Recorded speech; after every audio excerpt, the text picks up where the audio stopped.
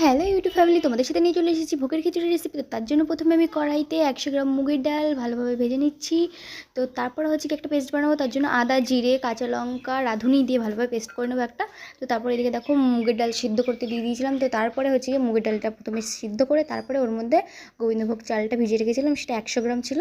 তো সেটাও আমি ওর মধ্যে দিয়ে দিলাম। তো দিয়ে দেওয়ার পরে ভালোভাবে সিদ্ধ হয়ে গেলে তারপরে এদিকে একটু হলুদ দিয়ে দিচ্ছি। তো তারপরে হচ্ছে কি ঢাকা চাপা রেখে দেবো। তো তারপরে এইদিকে দেখো আমি যে এই পেস্টটা বানিয়েছিলাম তো সেটা হচ্ছে গিয়ে দিয়ে দিয়েছি, তেল গরম হওয়ার পরে দিয়ে দিয়েছি। তারপরে এর মধ্যে একটু সস দিয়ে দিলাম। তো এখানটায় টমেটো ব্যবহার করতে পারো, আমি সস ব্যবহার করেছি। তো তারপরে এটাকে ভালোভাবে ভেজে নেবো যত সময় না এটার কাঁচা গন্ধটা চলে যাচ্ছে। তো তারপরে হচ্ছে গিয়ে এটা ফ্রাই করা হয়ে গেছিলো। তো তারপরে হচ্ছে কি খিচুড়ির মধ্যে এটা দিয়ে দিলাম, খিচুড়ির চালটা ভালোভাবে সিদ্ধ হয়ে গেছে। তো তারপরে এটা দিয়ে দিলাম। তো দিয়ে দেওয়ার পর একটু ঢাকা চাপা রেখে দেবো। তো তারপরে এদিকে দেখো এটা হয়ে গেছে পুরোপুরি। তো তারপরে এদিকে গরম মশলা দিয়ে নামিয়ে নেবো। তো ভিডিওটি ভালো লাগলে চ্যানেলটি সাবস্ক্রাইব